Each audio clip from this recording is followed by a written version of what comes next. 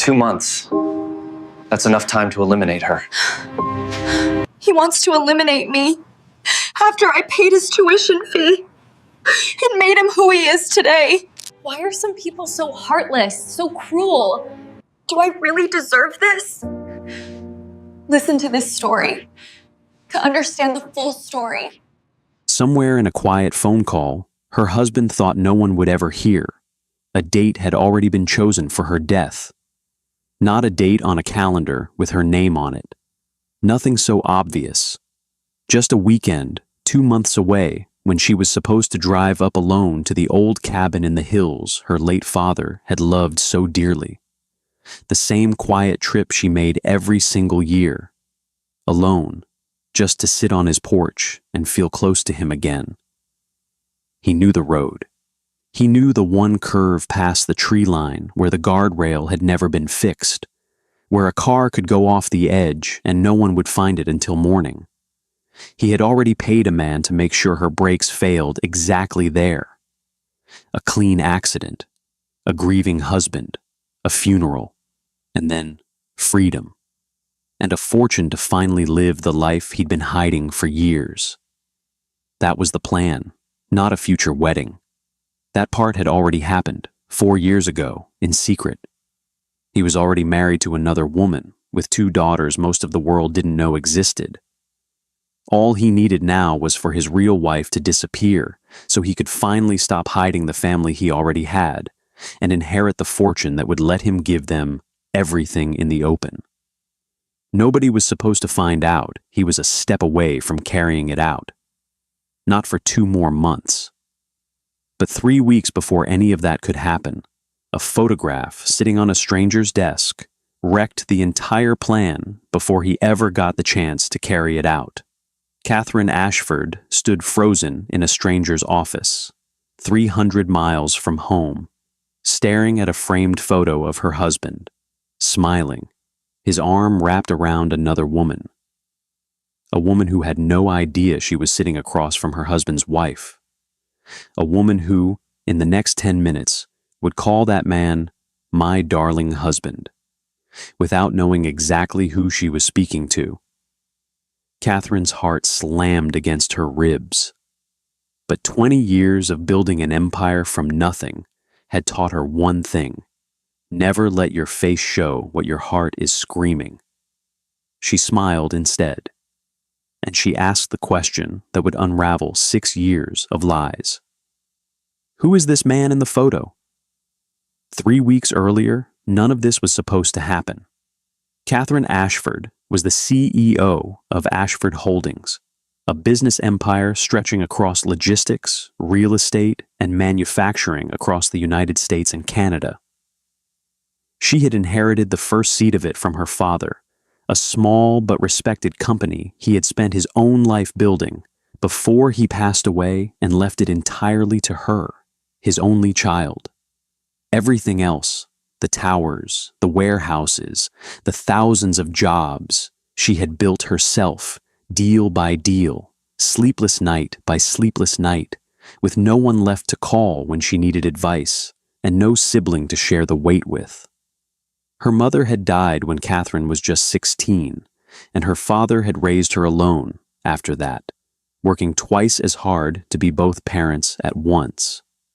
When he passed years later, Catherine became completely alone in the world, with nothing left of her family but his name on the company door and his voice still echoing in her memory. She was a woman people respected and feared in equal measure. But underneath the tailored blazers and the boardroom voice, Catherine carried a wound she told no one about. 6 years of marriage, and she had never been able to carry a child to term. Every time hope rose in her chest, it ended in a hospital room with her husband, Daniel, holding her hand and whispering that it would happen next time. Daniel Whitmore, the man she met when he was a broke graduate student in Boston, brilliant and hungry for a life bigger than the one his small Ohio hometown had given him. Catherine had been the one to pay his tuition, semester after semester, the one who bought him his first suit for his first interview, the one who stood beside him at graduation while his own family couldn't afford the flight to attend. They dated for 5 years before marriage. People warned her. "He's using you," they said. Her father warned her too, sitting her down one evening, not long before he passed, his voice gentle but heavy with worry. "My daughter," he had said, taking her hands in his, "my instincts tell me this man is only after your money. Are you sure about him? Have you really looked closely at who he is, or only at who he says he is?" "Daddy, you're wrong about him," Catherine had insisted, smiling, certain of her own heart. "He loves me. He's not like that." Her father had nodded slowly, not arguing further, though the worry never fully left his eyes. "Then promise me one thing," he said. "If you ever start to doubt him, even a little, you come straight to me. Don't carry it alone." She had promised. But by the time real doubt finally came, there was no one left to carry it to.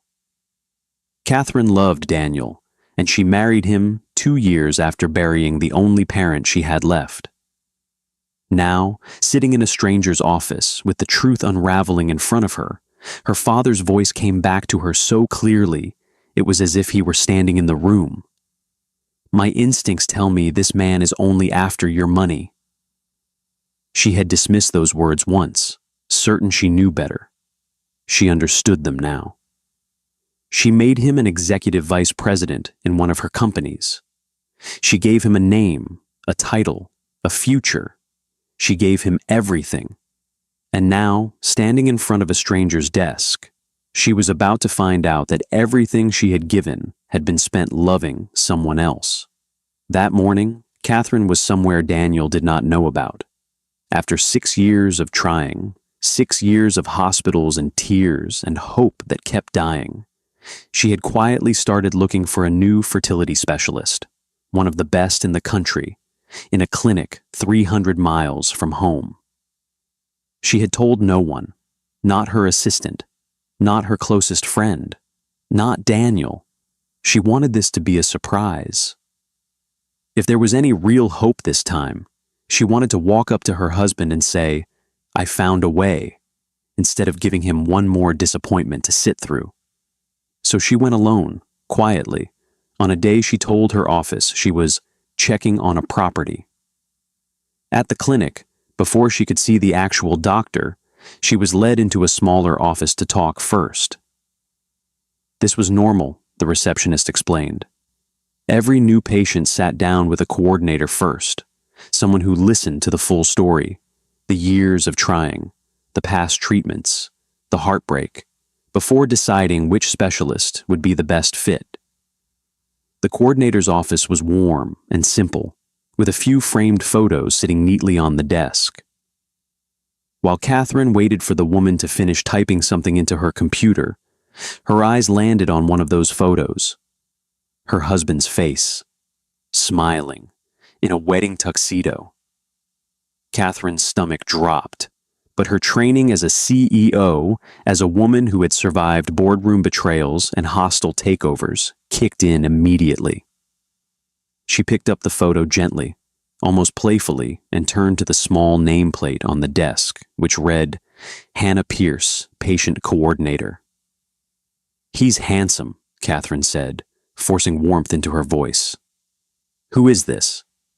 Hannah's face lit up the way only a woman deeply in love lights up. "Oh, that's my husband, my darling husband, Daniel."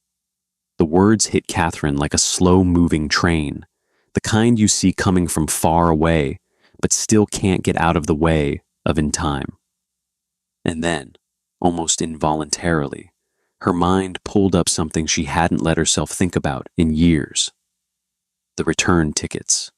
So many of them, tucked into Daniel's jacket pockets, left on the kitchen counter, glimpsed on his phone screen. All from this same city. She had seen them more times than she could count, and every single time she had folded the thought away neatly, the way you fold away a worry you don't want to carry. "He works hard," she used to tell herself. He travels for the company. I trust him. Now, sitting in a stranger's office 300 miles from home, every one of those folded-away tickets came undone at once. Husband, Catherine repeated, keeping her tone light, curious, like a colleague gossiping over coffee. Yes, we got married 4 years ago. It was so beautiful. Let me show you the pictures. She brought out her phone with the eagerness of a new bride, even though 4 years had passed. She scrolled through photos, a church wedding, a backyard reception strung with fairy lights, a man in a tuxedo Catherine recognized because she had paid for it. And we have 2 daughters, Hannah added, her eyes glowing. Beautiful, beautiful girls. Daniel says they're his whole world. Catherine felt something inside her chest crack quietly, the way ice cracks under weight you don't see until it's too late. 6 years of trying for a child. 6 years of doctors, of prayers, of disappointment after disappointment, while her husband already had 2 daughters with another woman. But Catherine did not break, not there, not yet.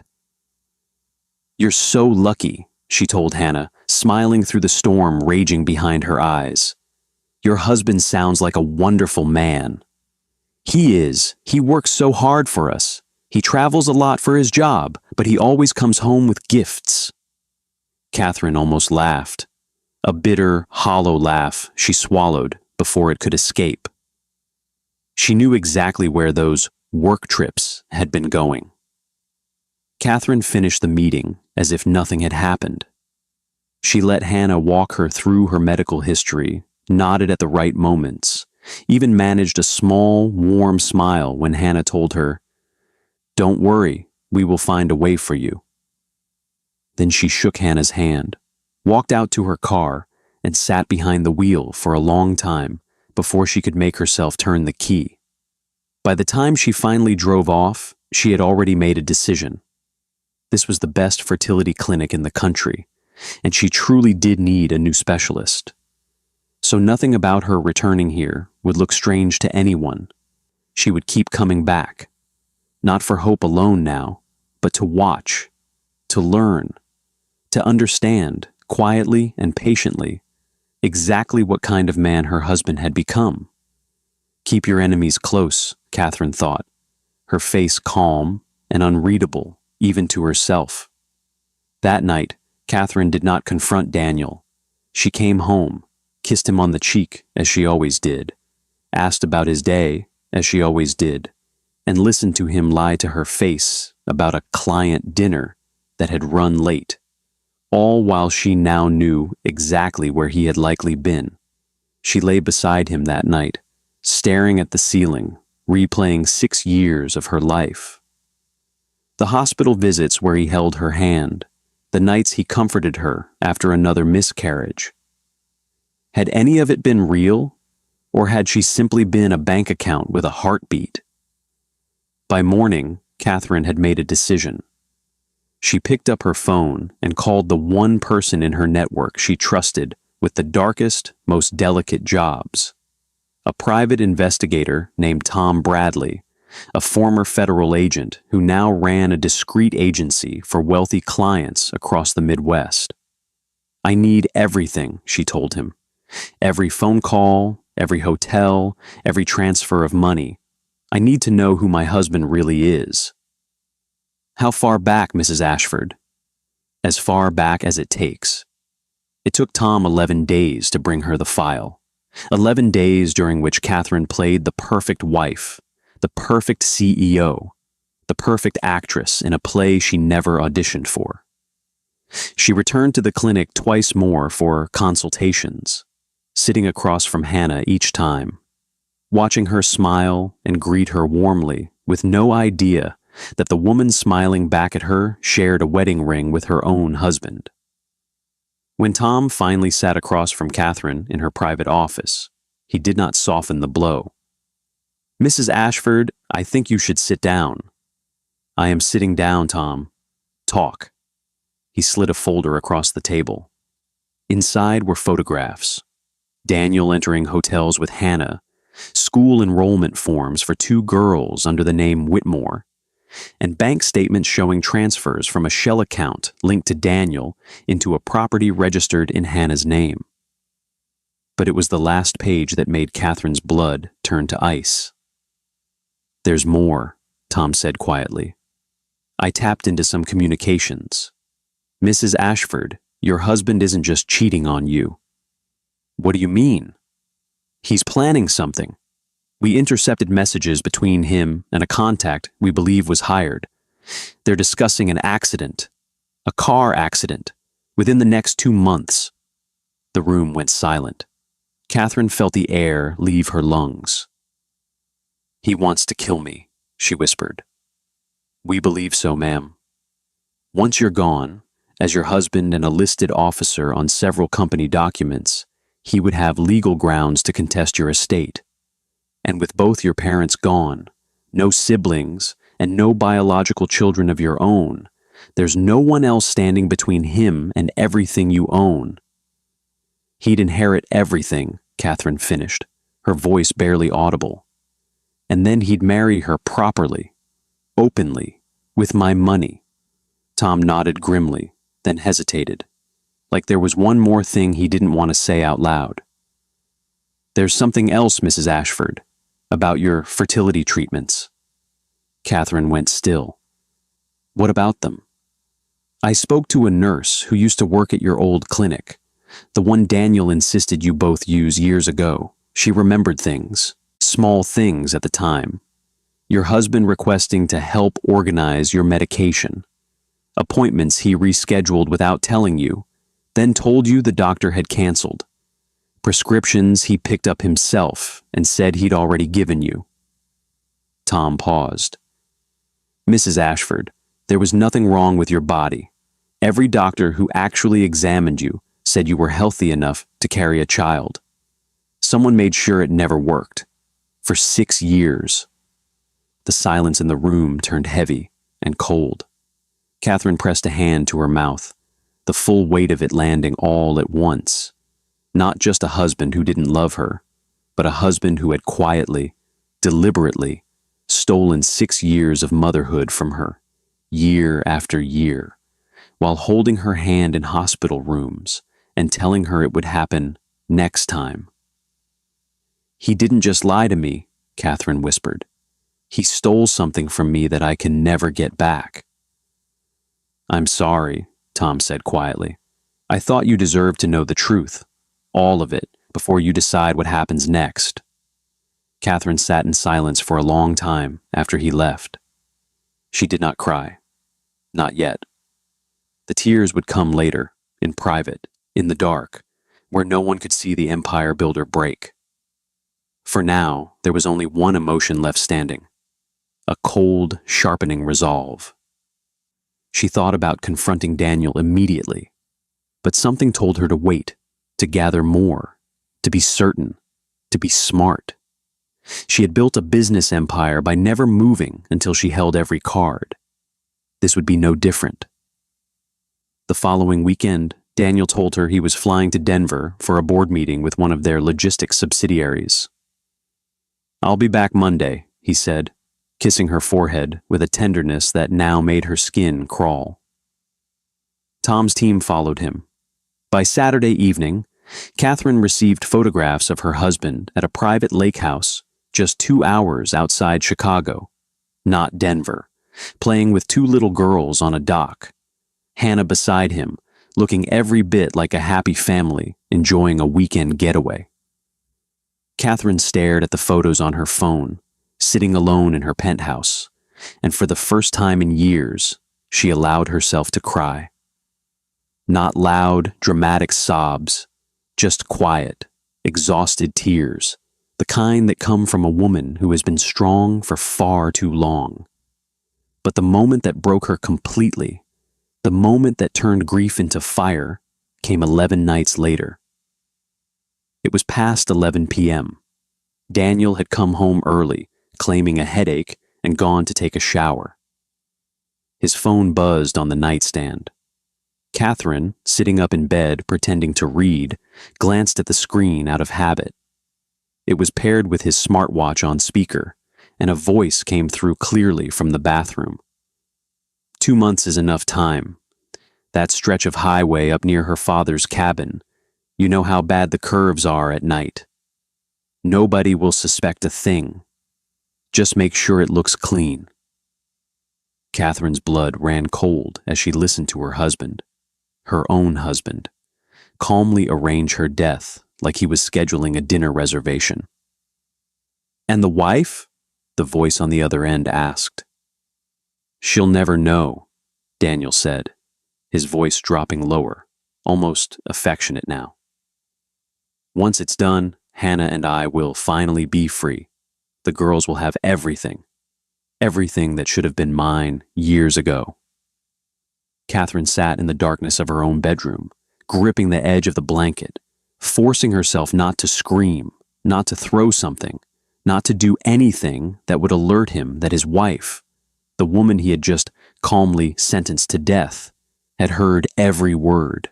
When he came out of the bathroom minutes later, Catherine was lying down, eyes closed, breathing steady, every muscle in her body trembling with restraint. "You're asleep already?" Daniel asked softly, settling beside her, brushing a strand of hair from her face with the same hands that had just discussed her murder. "Long day," she murmured. He kissed her forehead. She wanted to scream. The next morning, Catherine did something nobody expected, something that would change the course of 3 lives forever. She did not go to the police immediately. She did not confront Daniel. Instead, she drove to the address Tom had given her, the lake house where Hannah and her daughters lived during the summer. Hannah opened the door, surprised, confused. "Mrs. Ashford? What are you doing here?" "We need to talk," Catherine said gently, "about your husband." What followed was one of the hardest conversations of both women's lives. Catherine sat across from Hannah in her cozy living room, 2 little girls playing with toys in the next room, completely unaware that their world was about to collapse. Catherine laid out everything: the marriage certificate, the 6 years, the wedding photos, the failed pregnancies, and finally, the plan to murder her within 2 months. Hannah's face went through every stage of disbelief, denial, and devastation. By the time Catherine finished, Hannah was sobbing uncontrollably, her hands shaking, her world, the one she had built around a man she believed loved only her, shattering into pieces on the living room floor. "He told me you were a family friend who forced him into a business marriage years ago for company politics," Hannah wept. "He said he never loved you, that he was only waiting to be free. He said once your father's company affairs were settled, he'd divorce you and finally marry me properly. I believed him. God help me. I believed every word." "You were used too," Catherine said softly, surprising even herself with the compassion in her voice. "We were both victims of the same lie. The only difference is, he was planning to kill me and make you a widow's replacement without you ever knowing." That night, 2 women who should have been enemies became allies. Hannah, devastated but resolute, agreed to help Catherine gather the final pieces of evidence needed to bring Daniel down, completely, legally, irreversibly. 2 weeks later, with police, lawyers, and Tom's full documentation in place, Daniel was arrested at his office in front of stunned colleagues. The headlines exploded across Chicago. "Billionaire CEO's husband arrested for attempted murder, plot, and bigamy." The trial was swift thanks to overwhelming evidence, recorded conversations, financial records, and testimony from both wives. Daniel, the boy who once had nothing, who was given everything by a woman who loved him, sat in a courtroom and wept as the judge read his sentence. 15 years for conspiracy to commit murder, plus additional charges for bigamy and financial fraud. He turned to Catherine as he was led away in handcuffs, his voice breaking. "Catherine, please, I'm sorry, I made a mistake." "You didn't make a mistake, Daniel," she said, standing tall, her voice steady for the first time in weeks. "A mistake is forgetting an anniversary. What you did was a choice, and now you'll have 15 years to think about it." 1 week later, the courts granted Catherine her divorce. Hannah, whose marriage was declared legally void due to Daniel's prior existing marriage, was granted full custody of her daughters, along with a settlement Catherine personally ensured was generous enough to give the two innocent girls a stable future. The two women, bonded by betrayal, parted ways as something close to friends, two survivors who had turned their pain into power. But Catherine thought the worst chapter of her life had just ended in that courtroom. She had no idea the most beautiful one was sitting right outside, waiting behind the wheel of her own car, wearing a driver's uniform, about to change everything she thought she knew about love. The day the divorce was finalized, Catherine walked out of the courthouse feeling lighter than she had in months, yet hollow in a way she couldn't explain. Her driver, a quiet, soft-spoken man named James, was waiting by the car, as always, opening the door for her with the same gentle respect he always showed.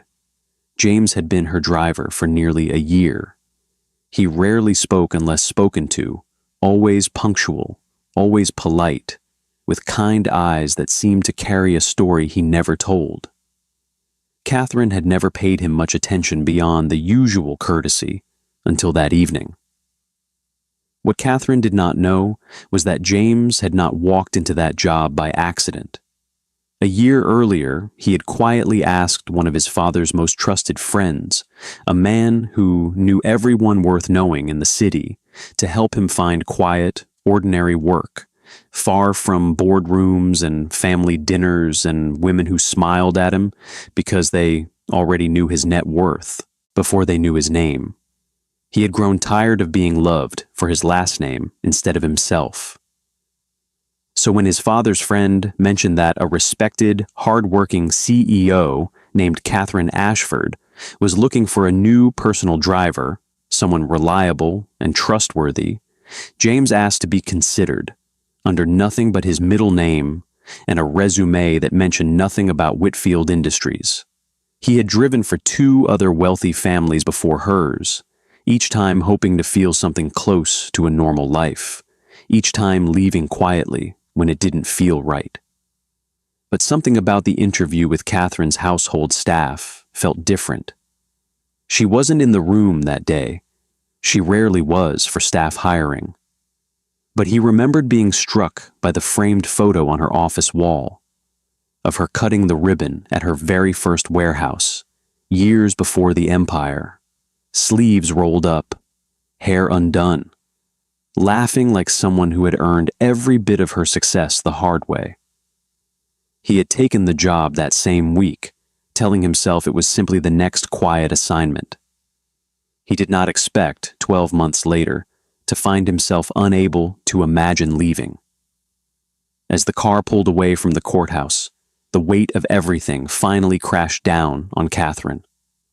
The betrayal, the years of being deceived, the public humiliation, the grief of a marriage and a dream of motherhood she had lost twice over, once to fate, once to a man's greed. She broke down in the back seat, sobbing quietly into her hands. James glanced at her through the rearview mirror, his expression soft with concern. "Mrs. Ashford, are you all right?" "I will be," she managed to say between tears. "I just need a moment."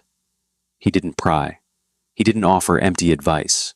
He simply reached back, without taking his eyes fully off the road, and offered her a clean handkerchief from the glove box.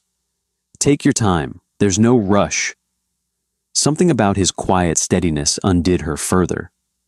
She cried harder, and to her surprise, he gently pulled the car over to the side of the road, turned to face her fully, and said, You don't have to be strong in this car. Out there, sure. But in here, you can just be Catherine. It was the first time in years anyone had spoken her name without expecting anything from her in return. By the time they reached her penthouse, Catherine was emotionally and physically drained, her body trembling from exhaustion. She tried to walk from the car, but stumbled, her legs giving way under the weight of everything she'd carried for weeks. Without hesitation, James caught her, and before she could protest, he carefully lifted her into his arms. "I can walk," she whispered weakly, though she made no effort to be put down. "I know you can," he said simply, "but you don't have to right now." He carried her up to her penthouse, laid her gently on her bed, and with a respectful distance that surprised her given the intimacy of the moment, helped her into a soft sweater and pulled a blanket over her. He didn't linger. He didn't take advantage. He simply made sure she was safe and warm, then quietly said goodnight and left. Catherine lay there in the darkness, staring at the ceiling, feeling something she hadn't felt in years. Not desire, not infatuation, but safety. A strange, unfamiliar peace. Over the following weeks, something shifted between them. Catherine, healing slowly from her divorce, found herself looking forward to her morning drives, to the quiet conversations with James about everything and nothing. Books he'd read, places he dreamed of visiting, his thoughts on life and loss. He never asked about her wealth. He never flattered her. He simply listened the way no one in her life ever had. One rainy evening, her flight home was delayed for hours, and James waited for her the entire time, parked outside the terminal, no complaint, no impatience. When she finally climbed into the car, soaked and exhausted, he had a warm cup of coffee already waiting for her in the cup holder, exactly the way she liked it. "You remembered," she said softly, almost in disbelief. "I pay attention," he said simply, glancing at her with a small smile. She laughed for the first time in weeks, a real laugh, and caught him watching her in the rearview mirror a second too long before he looked back at the road. Neither of them said anything about it. But something had quietly shifted between them that night, and they both knew it. A week later, he asked, almost shyly, if she would like to grab dinner sometime, not as her driver, but just as two people who like talking to each other. Catherine, the woman who negotiated million-dollar deals without blinking, found herself oddly nervous, saying yes. Their first dinner was simple. A small, quiet restaurant, far from the cameras and boardrooms of her usual world. James pulled out her chair, asked about her childhood instead of her company, and made her laugh so hard at one point that she nearly knocked over her water glass. Walking her back to the car afterward, under a sky full of stars, he reached for her hand, hesitant at first, like he was asking permission. She let him take it. "I don't know what this is," Catherine admitted quietly, looking down at their joined hands. "It doesn't have to have a name yet," James said gently. "I just know I don't want the night to end."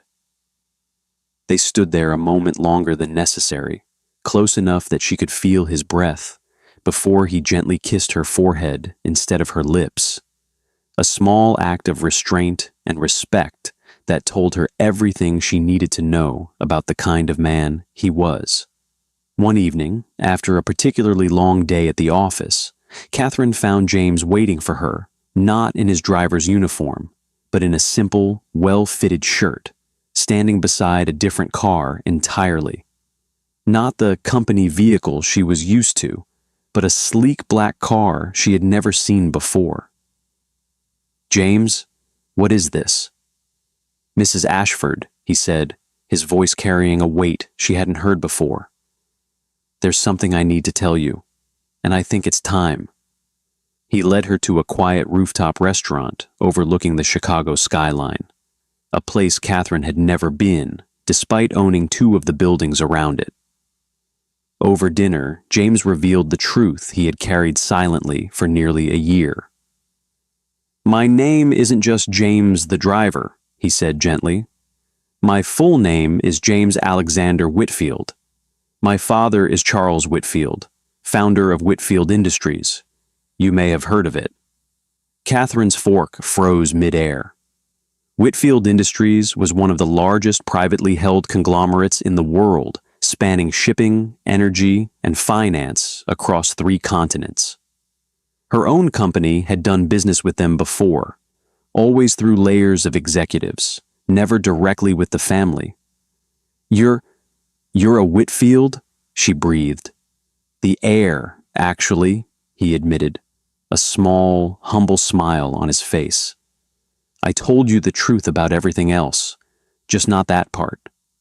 I really was tired of being loved for my last name instead of myself. So, I disappeared into ordinary work where nobody would look twice at me. I never planned to stay this long with any one family. But the moment I saw you, Catherine, your strength, even while you were breaking, I knew I didn't want to leave." Tears welled in Catherine's eyes, but this time they were different tears. "You've watched me cry, fall apart, rebuild myself," she whispered. "And you never once said anything." "I wasn't waiting for the right time to tell you who I am," James said, reaching across the table to hold her hand. "I was waiting for the right time to ask you something else entirely." He stood, walked around the table, and to the quiet gasps of nearby diners who suddenly recognized exactly who he was, knelt beside her chair. "Catherine Ashford, I have watched you stand back up every single time life knocked you down. I don't want to be another person who takes from you. I want to be the one who gives. My time, my loyalty, my heart, for the rest of our lives. Will you marry me?" Catherine, the woman who had built an empire, survived betrayal, and faced down a husband who wanted her dead, found herself speechless for the first time in years. With tears streaming down her face, she finally whispered, "Yes, 1,000 times, yes." Their wedding, 6 months later, was nothing like her first.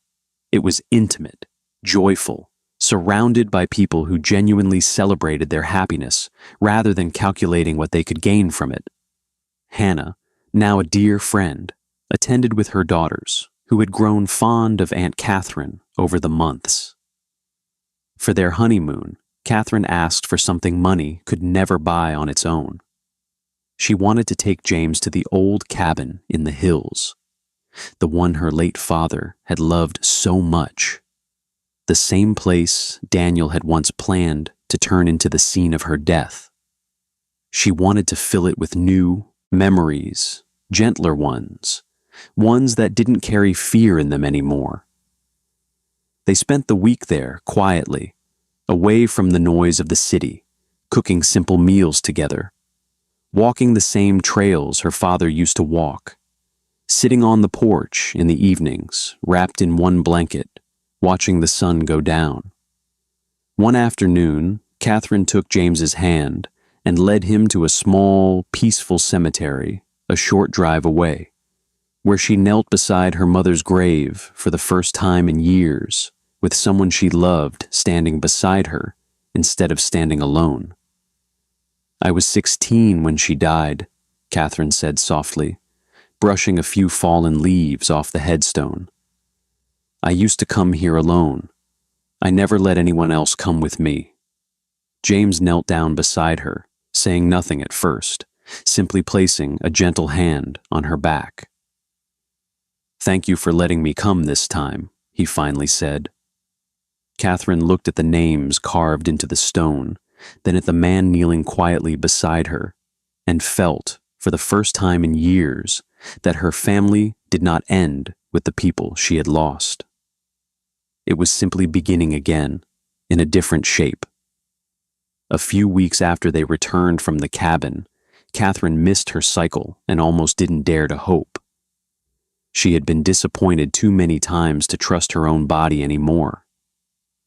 But when she counted the weeks back quietly in her head, her mind went straight to that quiet honeymoon week in the hills, the porch, the blanket, the evenings with nothing but each other and the mountain air.